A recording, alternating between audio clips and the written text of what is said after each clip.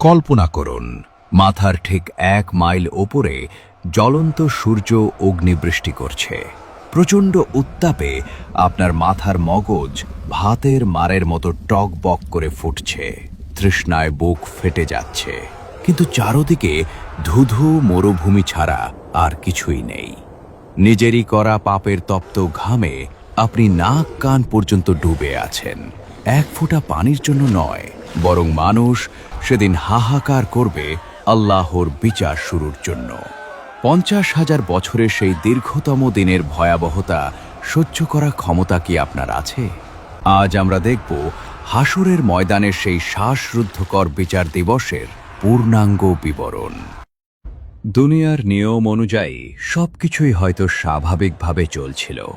কেউ হয়তো বাজারে কেনাকাটায় ব্যস্ত ছিল, কেউ ঘরে বসে পরিবারের সাথে গল্প করছিল, আবার কেউ হয়তো দম্ভের সাথে পৃথিবীর বুকে হেঁটে বেড়াচ্ছিল। কেউ ভাবতেও পারেনি যে কয়েক মুহূর্তের মধ্যেই এই চেনা জগৎটি চিরতরে বিলীন হয়ে যেতে শুরু করবে। ঠিক তখনই মহান আল্লাহর নির্দেশে হযরত ইসরাফিল আলাইহিসসালাম প্রথমবার শিঙায় ফুঁ দেবেন। এটি কোনো সাধারণ আওয়াজ হবে না, এটি হবে এমন এক প্রলয়ঙ্করী গর্জন যা মহাকাশের এক প্রান্ত থেকে অন্য প্রান্তে এক নিমেষে ছড়িয়ে পড়বে। সেই শব্দের প্রথম ঝাপটা যখন পৃথিবীর বুকে আছড়ে পড়বে, তখন মানুষের কান স্তব্ধ হয়ে যাবে। প্রতিটি প্রাণী আতঙ্কে জ্ঞান হারাবে এবং মহাবিশ্বের প্রতিটি অণু পরমাণু থরথর করে কাঁপতে শুরু করবে। আকাশের দিকে তাকালে দেখা যাবে যে নীল আকাশ আমাদের ছায়া দিত তা আজ বিশাল এক চামড়ার মতো ফেটে চৌচির হয়ে যাচ্ছে। আকাশের সেই বিশালতা তাসের ঘরের মতো ভেঙে পড়বে। কোটি কোটি বছর ধরে আমাদের আলো দেওয়া প্রদীপ্ত সূর্যটা হঠাৎ এক ঘুটঘুটে অন্ধকারে নিভে যাবে। মহাকাশের উজ্জ্বল নক্ষত্রগুলো যা দেখে মানুষ দিক নির্ণয় করত, সেগুলো আজ আগুনের গোলার মতো একে একে খসে পড়তে থাকবে। চাঁদ আর সূর্যের সেই কক্ষপথ ভেঙে চুরমার হয়ে যাবে এবং তারা একে অপরের গায়ে আছড়ে পড়বে। পুরো মহাকাশ এক বিশৃঙ্খল অগ্নিকুণ্ডে পরিণত হবে। কোনো বৈজ্ঞানিক সূত্র কিংবা কোনো প্রযুক্তি সেদিন এই ধ্বংসলীলা রুখতে পারবে না। পৃথিবীর দিকে তাকালে দেখা যাবে আরও ভয়াবহ দৃশ্য। আমরা যে পাহাড়গুলোকে স্থির ও মজবুত বলে জানতাম, সেই বিশাল বিশাল পাহাড়গুলো হঠাৎ ধুনট করা তুলার মতো হালকা হয়ে আকাশে উড়তে থাকবে। মাটির নিচ থেকে এক ভয়ঙ্কর কম্পন শুরু হবে, যা পৃথিবীর বুক চিরে ভেতরের সমস্ত বোঝা বাইরে বের করে দেবে। প্রশান্ত মহাসাগর থেকে শুরু করে আটলান্টিক, প্রতিটি সমুদ্রের পানি প্রচণ্ড উত্তাপে টকবক করে ফুটতে শুরু করবে এবং একসময় সেই পানি দাউ দাউ করে জ্বলে উঠবে। নদী আর সাগরের সীমানা বিলীন হয়ে যাবে এবং বিশাল বিশাল ঢেউ লোকালয়গুলোকে গ্রাস করে নেবে। চারদিকে কেবল ধোঁয়া আর ধুলোর অন্ধকার মেঘ জমে যাবে, যেখানে হাত বাড়ালেও নিজের হাত দেখার সুযোগ থাকবে না। সেই মুহূর্তের মানুষের হাহাকার বর্ণনা করার মতো কোনো ভাষা কারো জানা নেই। পবিত্র কুরআনের বর্ণনা অনুযায়ী এই ভয়াবহতা দেখে একজন গর্ভধারিণী মা তার কোলের দুগ্ধপোষ্য সন্তানকে ফেলে দিক বিদিক ছুটতে শুরু করবে। স্তন্যদানকারী নারী ভুলেই যাবে সে কাকে দুধ খাওয়াচ্ছিল।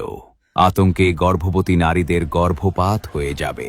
প্রতিটি মানুষকে দেখে মনে হবে তারা মাতাল হয়ে হিতাহিত জ্ঞান হারিয়ে ছুটছে, অথচ তারা আসলে নেশাগ্রস্ত নয়, বরং আল্লাহর আযাব আর এই ধ্বংসলীলা তাদের জ্ঞান হরণ করে নেবে।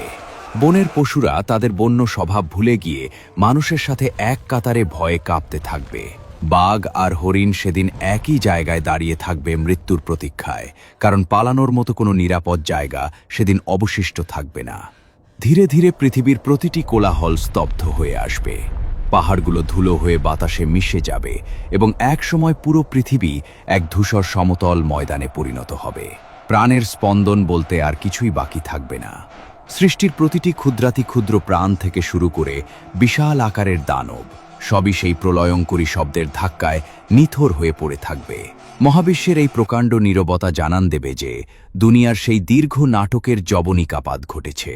সমগ্র মহাকাশ আর পৃথিবী তখন এক বিশাল নিস্তব্ধ গোরস্থানে রূপ নেবে। কেবল এক মহান সত্তাই তখন অমর থাকবেন, যার রাজত্বের কোনো শেষ নেই। কিয়ামতের এই প্রথম ধাক্কাটি হবে সৃষ্টির ইতিহাসের সবচেয়ে বড় এবং শেষ ধ্বংসলীলা। কিয়ামতের সেই প্রথম প্রলয়ের পর এক দীর্ঘ ও নিস্তব্ধ সময় অতিবাহিত হবে। পুরো মহাবিশ্ব তখন এক প্রাণহীন মরুভূমি, যেখানে কোনো প্রাণের স্পন্দন নেই। এরপর আকাশ থেকে ভেসে আসবে দ্বিতীয় সেই শিঙার আওয়াজ, হযরত ইসরাফিল আলাইহিসসালামের দ্বিতীয় ফুৎকার। এই আওয়াজটি হবে আগেরটির চেয়ে সম্পূর্ণ আলাদা। এটি কোনো ধ্বংসের ডাক নয়, বরং এটি হবে সৃষ্টির প্রতিটি আত্মাকে আবার জাগিয়ে তোলার এক মহাজাগতিক আহ্বান। সেই বজ্রকণ্ঠের ইশারায় থমকে যাওয়ার সময় আবার সচল হবে এবং শুরু হবে ইতিহাসের সবচেয়ে বড় অলৌকিক ঘটনা, পুনরুত্থান। পৃথিবীর সেই সমতল ধুলোমাখা মাটির নিচ থেকে এক অদ্ভুত অস্থিরতা শুরু হবে। দুনিয়ার বুক চিরে প্রতিটি কবর একে একে খুলে যেতে থাকবে। লক্ষ লক্ষ বছর ধরে যারা কবরের অন্ধকারে মিশে গিয়েছিল, যাদের দেহ পচে গলে মাটির সাথে একাকার হয়ে গিয়েছিল, এক নিমিষেই তাদের সেই অস্তিত্ব আবার ফিরে আসতে শুরু করবে। এক কুদরতি নিয়মে মাটির প্রতিটি অণু পরমাণু থেকে মানুষের মূল কণাগুলো একত্রিত হবে। সাদা হাড়গুলো একটির সাথে আরেকটি জোড়া লাগবে। হাড়ের ওপর শিরা উপশিরা জালের মতো ছড়িয়ে পড়বে এবং তার ওপর পেশি আর মাংসের স্তর তৈরি হতে থাকবে। সবার শেষে তৈরি হবে পাতলা চামড়ার আবরণ। মানুষের শরীরের প্রতিটি জোড়া যখন নিখুঁতভাবে মিলে যাবে, তখন মৃতদেহের ভেতরে আবার প্রাণের সঞ্চার হবে। মাটি ফুঁড়ে যখন কোটি কোটি মানুষ একসাথে দাঁড়িয়ে পড়বে, সেই দৃশ্যটি হবে অকল্পনীয়। হযরত আদম আলাইহিসসালাম থেকে শুরু করে পৃথিবীর শেষ দিনে মারা যাওয়া নবজাতক শিশুটি পর্যন্ত সবাই সেদিন একই সাথে কবর থেকে উঠে আসবে।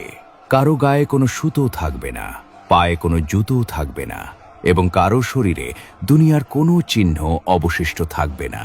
সবাই হবে ধুলোবালি মাখা এবং চরম দিশেহারা। তারা যখন প্রথমবার চোখ মেলবে, দেখবে এক অন্যরকম জগৎ, যেখানে কোনো চেনা ঘরবাড়ি নেই, কোনো পরিচিত পাহাড় বা নদী নেই। দীর্ঘ কবরের জীবন তাদের কাছে তখন স্রেফ কয়েক মুহূর্তের ঘুমের মতো মনে হবে। কবর থেকে উঠেই মানুষ একে অপরের দিকে ফ্যাল ফ্যাল করে তাকিয়ে থাকবে। তাদের ভেতরে এক ধরনের চরম অস্থিরতা কাজ করবে। পাপিষ্ঠরা ভয়ে চিৎকার করে বলতে থাকবে, হায় আমাদের দুর্ভোগ, আমাদের এই আরামের ঘুমের ঘর থেকে আজ কে জাগিয়ে তুলল। তাদের এই আর্তনাদের উত্তরে তখন এক গম্ভীর প্রতিধ্বনি ভেসে আসবে, যা তাদের মনে করিয়ে দেবে সেই ধ্রুব সত্যের কথা। বিশ্বাসীরা তখন শান্ত স্বরে উত্তর দেবে, এটি সেই দিন যার ওয়াদা দয়াময় আল্লাহ করেছিলেন এবং তার পাঠানো রাসূলগণ আমাদের সত্য বলেছিলেন। এই একটি বাক্য শোনার সাথে সাথেই পাপিষ্ঠদের কলিজা শুকিয়ে যাবে। তারা বুঝতে পারবে যে পালাবার কোনো পথ নেই এবং আজ প্রতিটি মুহূর্তের হিসেব বুঝিয়ে দেওয়ার সময় এসে গেছে। চারপাশে তখন কেবল মানুষের সমুদ্র। কেউ কাউকে চিনতে পারবে না, কেউ কারো দিকে ফিরে তাকানোর সাহস পাবে না। নিজের আপন সন্তান, পরম আদরের মা কিংবা জীবনসঙ্গী, সবাই তখন একে অপরের কাছ থেকে পালিয়ে বেড়াবে। সবার মাথায় তখন একটাই চিন্তা, ঘুরপাক খাবে, আর তা হলো নিজের মুক্তি। মানুষের এই অসহায়ত্ব আর আতঙ্ক হাসরের ময়দান পর্যন্ত ধাওয়া করবে। মানুষ খালি পায়ে, খালি গায়ে এক অজানা গন্তব্যের দিকে দৌড়াতে শুরু করবে, যে গন্তব্যের নাম হলো হাসরের ময়দান। মাটি ফুঁড়ে ওঠা এই কোটি কোটি মানুষের হাহাকার আর বাতাসের সেই শীতল কাঁপন এটাই প্রমাণ করবে যে বিচার দিবস আজ সত্যিই দোরগোড়ায়। কবর থেকে উঠে আসা সেই অগণিত মানুষকে যখন এক বিশাল ময়দানের দিকে তাড়িয়ে নিয়ে যাওয়া হবে, তখন তাদের সামনে উন্মোচিত হবে হাসরের সেই চূড়ান্ত প্রান্তর। এই ময়দানটি হবে একদম সমতল, ধবধবে সাদা আর রূপোর মতো স্বচ্ছ, যেখানে কোনো পাহাড়ের ছায়া থাকবে না, কোনো গাছের শীতলতা থাকবে না এবং লুকানোর মতো কোনো গর্ত অবশিষ্ট থাকবে না। কোটি কোটি মানুষের ভিড়ে সেই ময়দানটি হয়ে উঠবে এক শ্বাসরুদ্ধকর তপ্ত মরুভূমি। সেখানে দাঁড়ানোর জায়গা পাওয়াটাই হবে এক মহাযুদ্ধ। মানুষ যখন সেই উত্তপ্ত প্রান্তরে স্থির হয়ে দাঁড়াবে, তখনই শুরু হবে মহাজাগতিক এক চরম পরীক্ষা। হঠাৎ মহাকাশ থেকে সূর্যকে নামিয়ে আনা হবে মানুষের মাথার একদম কাছে, মাত্র 1 মাইল ওপরে। দুনিয়াতে সূর্য যখন লক্ষ লক্ষ মাইল দূরে থাকত, তখনই তার উত্তাপে মানুষ অতিষ্ঠ হয়ে পড়ত। আর হাসরের সেই দিনটিতে যখন সূর্য সরাসরি মাথার ওপরে অগ্নিবৃষ্টি করতে শুরু করবে, তখন পরিস্থিতি হবে অকল্পনীয়। সেই প্রচণ্ড তাপে মানুষের মাথার মগজ ভাতের মারের মতো টকবক করে ফুটতে থাকবে। সূর্যের প্রতিটি রশ্মি আগুনের বল্লমের মতো শরীরের ভেতর দিয়ে ঢুকে যাবে। দুনিয়ার শক্তিশালী দেহ কিংবা অহংকারী রাজপ্রাসাদ সবই সেদিন স্রেফ এক টুকরো মোমের মতো গলে যেতে চাইবে। কিন্তু সেখানে কোনো মৃত্যু থাকবে না, কেবল থাকবে অবর্ণনীয় শারীরিক যন্ত্রণা। সেই উত্তাপে প্রতিটি মানুষের শরীর থেকে ঝর্ণাধারার মতো ঘাম ঝরতে শুরু করবে। এই ঘাম কোনো সাধারণ ঘাম হবে না, এটি হবে মানুষের সারা জীবনের গুনাহ বা পাপের এক বীভৎস বহিঃপ্রকাশ। দেখতে দেখতে সেই ময়দান ঘামের সাগরে পরিণত হবে এবং মানুষ তাতে হাবুডুবু খেতে শুরু করবে। যার যতটুকু পাপ, তার ঘামের গভীরতা হবে তত বেশি। কেউ ডুবে থাকবে নিজের গোড়ালি পর্যন্ত, কেউ থাকবে হাঁটু পর্যন্ত, আবার কারো ঘাম তার কোমর কিংবা বুক পর্যন্ত পৌঁছে যাবে। আর যারা চরম পাপিষ্ঠ ও অবাধ্য ছিল, তারা নিজেদের পচা ও তপ্ত ঘামের অতল তলে তলিয়ে যাবে। তাদের নাক, কান, মুখ দিয়ে সেই ঘাম ভেতরে ঢুকে তাদের শ্বাসরোধ করতে চাইবে। সেই দুর্গন্ধ আর উত্তাপের মাঝে এক একটি মুহূর্ত মনে হবে এক একটি যুগের মতো। তৃষ্ণায় মানুষের অবস্থা হবে আরও করুণ। কারো গলা শুকিয়ে হবে কাঠের মতো শক্ত, কারো জিভ তৃষ্ণার জ্বালায় ঝুলে পড়বে বুকের ওপর। এক ফোঁটা পানির জন্য মানুষ হাহাকার করবে, কিন্তু ধুধু মরুভূমির মতো সেই হাসরে কোথাও এক বিন্দু জল থাকবে না। এই অসহ্য শারীরিক কষ্ট আর মানসিক যন্ত্রণার মাঝেই মানুষকে দাঁড়িয়ে থাকতে হবে 50,000 বছরের সমান দীর্ঘ একটি দিন। সময় যেন থমকে যাবে। মানুষের ধৈর্যের বাঁধ যখন ভেঙে যাবে, তখন তারা চারপাশ তাকিয়ে দেখবে সবার মুখে কেবল একটি শব্দ, নফসি নফসি, অর্থাৎ আমার কি হবে, আমার কি হবে। পরম মমতাময়ী মা তার আদরের সন্তানকে দেখেও চিনবে না, বাবা তার ছেলেকে এড়িয়ে যাবে। প্রতিটি মানুষ কেবল নিজের মুক্তির চিন্তায় উন্মাদের মতো হয়ে উঠবে। এই দীর্ঘ প্রতীক্ষার যন্ত্রণা যখন মানুষের সহ্য ক্ষমতা ছাড়িয়ে যাবে, তখন তারা একে অপরের দিকে তাকিয়ে ডুকরে কেঁদে উঠবে। পাপিষ্ঠরা হতাশ হয়ে বলতে থাকবে, হে আমাদের রব, এই চরম অপেক্ষা আর সূর্যের এই দহন আমাদের দিয়ে আর সহ্য হচ্ছে না। আমাদের বিচার শুরু করুন, প্রয়োজনে আমাদের জাহান্নামে পাঠিয়ে দিন, তবুও এই অনিশ্চয়তার আযাব থেকে আমাদের মুক্তি দিন। কিন্তু আসমান থেকে কোনো উত্তর আসবে না, কেবল সূর্যের সেই প্রখর তাপ আর গুনাহের ঘাম তাদের চারপাশ থেকে ঘিরে রাখবে। প্রতিটি মানুষ সেদিন এক ভয়াবহ একাকিত্ব অনুভব করবে এবং বুঝতে পারবে যে দুনিয়ার সেই রঙিন জগৎটি আজ তাদের কাছ থেকে কত দূরে হারিয়ে গেছে। হাসুরের এই ময়দানটি হবে কেবলই ইনসাফ আর আমলের সত্যতা প্রমাণের এক কঠিন ভূমি। হাসরের ময়দানের সেই প্রখর রোদ আর ঘামের সাগরে যখন দীর্ঘ প্রতীক্ষার পর মানুষের ধৈর্যের শেষ সীমাও পেরিয়ে যাবে, ঠিক তখনই চারপাশের দৃশ্যপট হঠাৎ বদলে যেতে শুরু করবে। ময়দানের এক প্রান্তে নেমে আসবে এক পরম নিস্তব্ধতা। আসমান থেকে এক বিশাল নূরের ঝলকানি দেখা যাবে এবং সেই সাথে হাসরের ময়দানে স্থাপন করা হবে মিজান বা আমল মাপার সেই অকল্পনীয় বিশাল পাল্লা। এটি কোনো সাধারণ দাড়িপাল্লা নয়, এটি এমন এক সৃষ্টি যার এক একটি পাল্লার পরিধি আসমান এবং জমিনের চেয়েও বড়। এর একদিকের পাল্লা জান্নাতের উচ্চতা পর্যন্ত পৌঁছে যাবে এবং অন্যদিকের পাল্লা জাহান্নামের অতল গভীরতা পর্যন্ত স্পর্শ করবে। সেই মহাজাগতিক পাল্লার দিকে তাকালে প্রতিটি মানুষের কলিজা ভয়ে শুকিয়ে যাবে, কারণ তারা বুঝতে পারবে দুনিয়ার সমস্ত লুকানো কাজ আজ এই পাল্লায় ওজন করা হবে। সবাই তখন নির্নিমেষ তাকিয়ে দেখবে সেই মিজানের দিকে। হঠাৎ ফেরেশতারা এক একজনের আমলনামা নিয়ে হাজির হবেন। দুনিয়ার জীবনে মানুষের করা প্রতিটি ছোট বড় কাজ, প্রতিটি কথা, এমনকি মনের ভেতরের গভীরতম চিন্তাগুলোকে আজ সেই পাল্লায় রাখা হবে। যখন একজন মানুষের নেকির পাল্লায় তার ইবাদতগুলো রাখা শুরু হবে, তখন সে চরম উৎকণ্ঠায় কাঁপতে থাকবে। হয়তো কেউ মনে করেছিল তার করা সামান্য একটি দান আল্লাহ দেখেননি, কিংবা নিভৃতে বলা একটি সুবহানাল্লাহ হয়তো ধুলোয় মিশে গেছে।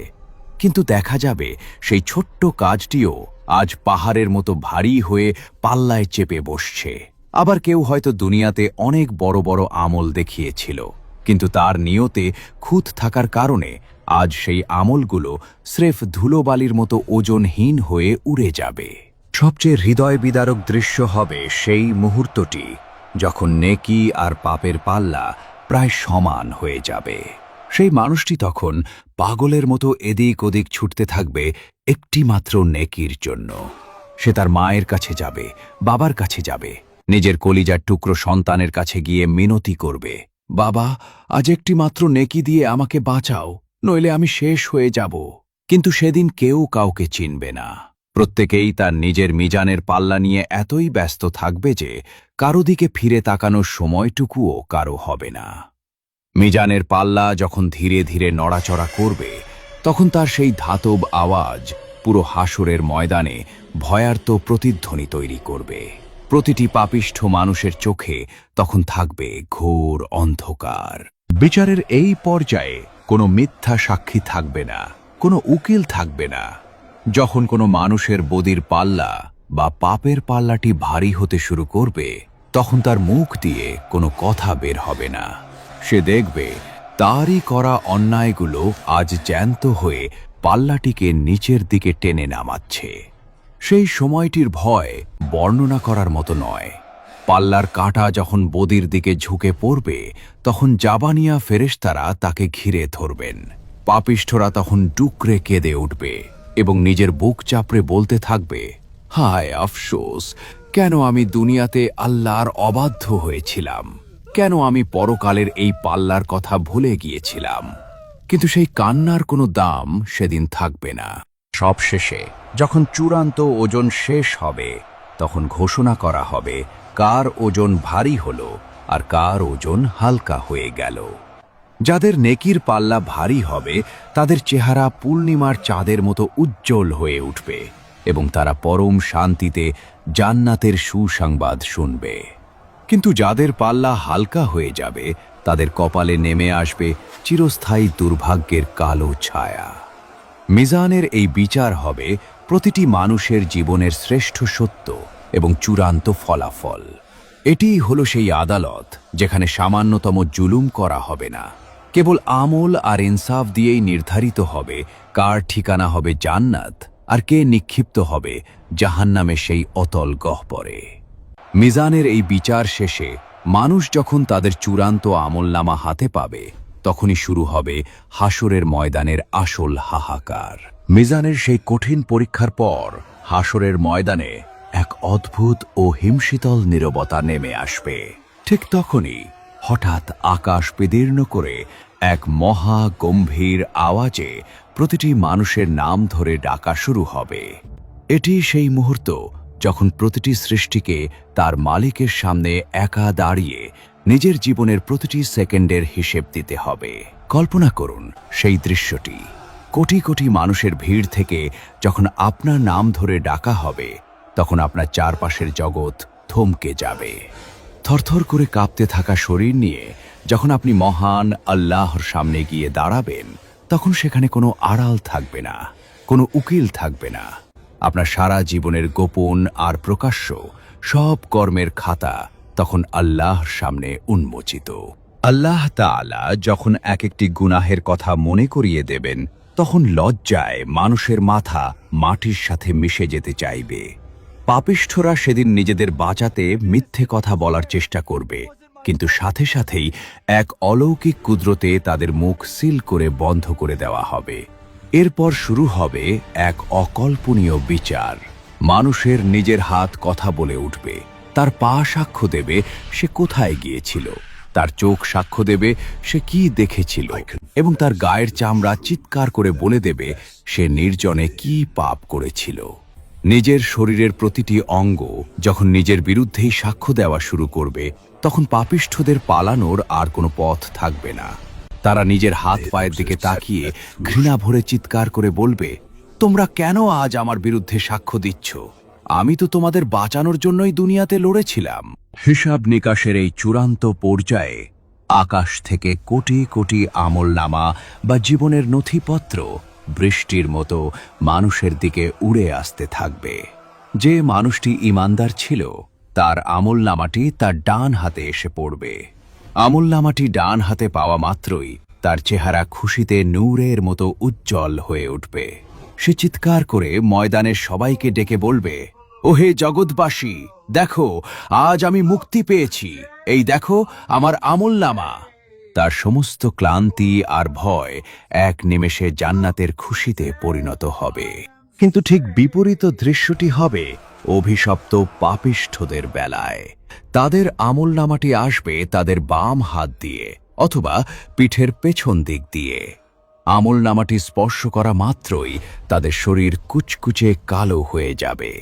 তারা বুক ফাটা আর্তনাদে বলে উঠবে, হায় আফসোস, আমার এই আমলনামা যদি আমাকে না দেওয়া হতো, হায় যদি আমার মৃত্যুই আজ শেষ হতো।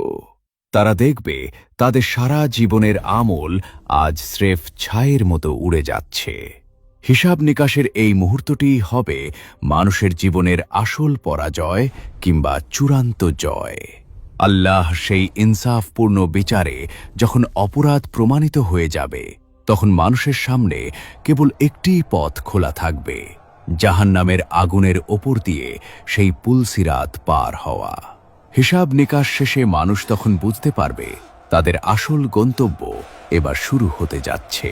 হিসাব নিকাশের সেই চূড়ান্ত পর্ব যখন শেষ হবে, তখন প্রতিটি মানুষের সামনে আসবে পরকালের সবচেয়ে কঠিন এবং শেষ পরীক্ষা, পুলসিরাত অতিক্রম করা। এটি সেই মহাজাগতিক এক সেতু যা সরাসরি জাহান্নামের দাউ দাউ করা উত্তপ্ত অগ্নিকুণ্ডের ওপর দিয়ে জান্নাত পর্যন্ত স্থাপন করা হয়েছে। আপনি কি কল্পনা করতে পারছেন সেই পুলসিরাতের বীভৎস রূপ? আমাদের নবীজি মুহাম্মদ সাল্লাল্লাহু আলাইহি ওয়াসাল্লামের বর্ণনা অনুযায়ী এই সেতুটি হবে একটি চুলের চেয়েও সূক্ষ্ম এবং একটি ধারালো তলোয়ারের চেয়েও তীক্ষ্ণ। কিন্তু এর ভয়াবহতা কেবল এখানেই শেষ নয়। এই সেতুটি হবে ঘুটঘুটে অন্ধকার আর অকল্পনীয় পিচ্ছিল। সেখানে পা রাখাই হবে অসম্ভব এক কাজ। এর নিচেই অবস্থান করবে জাহান্নামের সেই প্রলয়ঙ্করী আগুনের নদী, যেখান থেকে আগুনের লেলিহান শিখাগুলো ফনা তোলা সাপের মতো ওপরের দিকে ধেয়ে আসবে। জান্নাতে যাওয়ার দ্বিতীয় কোনো রাস্তা সেদিন অবশিষ্ট থাকবে না, ফলে প্রতিটি আত্মাকে এই মরণপণ পথটুকু পাড়ি দিতেই হবে। পুলসিরাত যখন স্থাপন করা হবে, তখন পাপিষ্ঠদের কলিজা ভয়ের চোটে শুকিয়ে যাবে। তারা দেখবে নিচে জাহান্নাম এক ক্ষুধার্ত দানবের মতো হা করে তাদের জন্য অপেক্ষা করছে। পুলসিরাতের দুই পাশে থাকবে লোহার তৈরি বড় বড় বাঁকানো আংটা বা কাঁটা, যেগুলোকে বলা হয় কালালিব। এই কাঁটাগুলো দেখতে সাদান গাছের বিষাক্ত কাঁটার মতো ভয়ঙ্কর। এগুলো আল্লাহর হুকুমে উত পেতে থাকবে। কাকে কখন ছোঁ মেরে ধরবে তা কেবল মানুষের আমলই নির্ধারণ করবে। ঠিক সেই মুহূর্তে মহান আল্লাহর পক্ষ থেকে মুমিনদের মাঝে এক বিশেষ নূরের আলো বিতরণ করা হবে। যাদের ঈমান যত মজবুত ছিল, তাদের নূর হবে তত বেশি উজ্জ্বল। সত্যিকারের মুমিনরা যখন সেই সেতুর ওপর পা রাখবে, তখন তাদের সেই নূরের আলোয় পুলসিরাতের সেই সূক্ষ্ম পথটি একটি প্রশস্ত রাস্তার মতো পরিষ্কার হয়ে যাবে। তারা কেউ চোখের পলকে, কেউ বিদ্যুতের গতিতে, কেউ বাতাসের ক্ষিপ্রতায়, আবার কেউ দ্রুতগামী ঘোড়ার মতো অনায়াসেই এই ভয়ঙ্কর পথটি পাড়ি দিয়ে জান্নাতের কিনারায় পৌঁছে যাবে। তারা অত্যন্ত স্বস্তির সাথে আল্লাহর শুকরিয়া আদায় করবে, কারণ তারা সেই নিশ্চিত ধ্বংসের হাত থেকে মুক্তি পেয়েছে। কিন্তু মহাবিপদ শুরু হবে সেই সব মানুষদের জন্য যারা দুনিয়ার জীবনে আল্লাহর হুকুম অমান্য করেছিল। তারা যখন এই পিচ্ছিল সেতুতে পা রাখবে, তখন হঠাৎ তাদের চারপাশ থেকে ঘুটঘুটে অন্ধকার গ্রাস করে নেবে। তারা অন্ধকারে দিশেহারা হয়ে সামনের দিকে এগোতে চাইবে, কিন্তু পিচ্ছিল পথে পা রাখা মাত্রই তারা হোঁচট খাবে। ঠিক সেই মুহূর্তেই পুলসিরাতের দুই পাশ থেকে সেই ভয়ঙ্কর লোহার আংটাগুলো বিদ্যুৎ গতিতে ধেয়ে এসে তাদের শরীরে বিঁধে যাবে। কারো চামড়া খুবলে নেবে, কাউকে ক্ষতবিক্ষত করে ফেলবে এবং তাদের টেনে নিচের দিকে নামাতে চাইবে। পাপিষ্ঠরা ভারসাম্য হারিয়ে অসহ্য যন্ত্রণায় চিৎকার করতে করতে সজোরে নিচে পড়ে যেতে থাকবে। যখন তারা পুলসিরাত থেকে জাহান্নামের সেই অন্ধকার গহ্বরে নিক্ষিপ্ত হবে, তখন প্রতিটি পতনের শব্দ হবে এক একটি মহাপ্রলয়ের মতো। জাহান্নাম তখন পাপিষ্ঠদের দেখে আরও বেশি রাগান্বিত হয়ে উঠবে এবং তার তলদেশ থেকে এমন বিকট গর্জন শোনা যাবে যা মানুষের শ্রবণ শক্তি স্তব্ধ করে দেবে। তখন মহান আল্লাহ জাহান্নামকে অত্যন্ত গম্ভীর স্বরে জিজ্ঞেস করবেন, হে জাহান্নাম, তুমি কি আজ ভরে গেছ? আর জাহান্নাম ক্ষুধার্ত আর্তনাদে উত্তর দেবে, হে আমার রব, আরও আছে কি? আমার ক্ষুধা যে এখনো মেটেনি, আমার ক্ষুধা এখনো মেটেনি। বর্ণনায় এসেছে সেই পুলসিরাত থেকে জাহান্নামের তলদেশে গিয়ে আছড়ে পড়তে এক একজন পাপিষ্ঠ মানুষের দীর্ঘ ৭০ বছর সময় লাগবে। আগুনের কালো ধোঁয়া আর অসহ্য দুর্গন্ধের ভেতর দিয়ে তারা টানা ৭০ বছর ধরে উল্টো হয়ে নিচের দিকে খসে পড়তে থাকবে। প্রতিটি সেকেন্ড কাটবে মৃত্যুর চেয়েও কঠিন যন্ত্রণায়। একবার যে সেই আগুনের সাগরে তলিয়ে গেল, তার জন্য শুরু হলো এক অন্তহীন শাস্তির বিভীষিকা। কিন্তু এই যে পতন, এই যে গগনবিদারী হাহাকার, এটাই কি তবে শেষ? না ভাই, আগুনের সেই অতল গহ্বরে পৌঁছানোর পর আসল বিভীষিকা তো কেবল শুরু হতে যাচ্ছে। জাহান্নামের সেই ৭টি লেলিহান দরজার ওপারে এমন কি বিভৎসতা অপেক্ষা করছে যা দেখলে আজ পাথরের কলিজাও ভয়ে চৌচির হয়ে যাবে। একবার ভাবুন সেই মালেক ফেরেশতার কথা, যার হৃদয়ে দয়াময় আল্লাহ দয়ার একটি কণা পর্যন্ত রাখেননি। সৃষ্টির শুরু থেকে আজ পর্যন্ত কেন তার দু চোখে এক পলকের জন্যও হাসির কোনো ছিটেফোঁটা দেখা যায়নি? এই দৃশ্যগুলো যদি আজ আপনার অন্তরে সামান্যতম শিহরণও জাগিয়ে থাকে, তবে আগুনের সেই বিভীষিকাময় রাজ্যের বর্ণনা শোনার জন্য প্রস্তুত হন। খুব শীঘ্রই আসছে এই সিরিজের শেষ ও চূড়ান্ত পর্ব, জাহান্নামের ভয়ঙ্কর আযাব ও শাস্তি। সেই ভয়ঙ্কর দিনটি দেখার আগে এবং পরবর্তী পর্বটি পাওয়ার জন্য এখনই সাবস্ক্রাইব করে বেল আইকনটি চেপে রাখুন। আল্লাহ আমাদের সবাইকে জাহান্নামের এই অগ্নিকুণ্ড থেকে নাজাত দান করুন। আমিন।